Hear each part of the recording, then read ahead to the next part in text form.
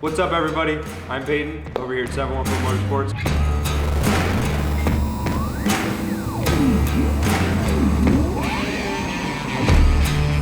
So originally we started working on this truck over at Freeman Fabrication with Josh Freeman.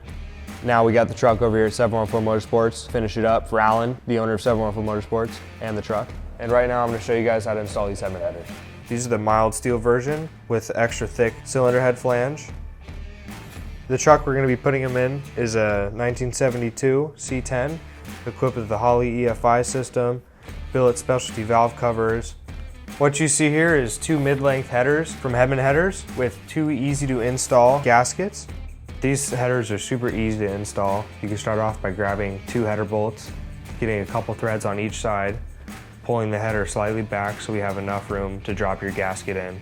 These header gaskets have a slot on each side, which makes it super easy to drop your header gasket right into place. We're not going to run into any issues frame-wise or hitting the transmission. They're really centrally located. They're going to give us a lot of room to run our other components. I'm not going to be dragging these headers over any speed bumps. The ground clearance is amazing. All right guys, I got to get back to work. You guys got to go. Keep your eye out for this badass C-10.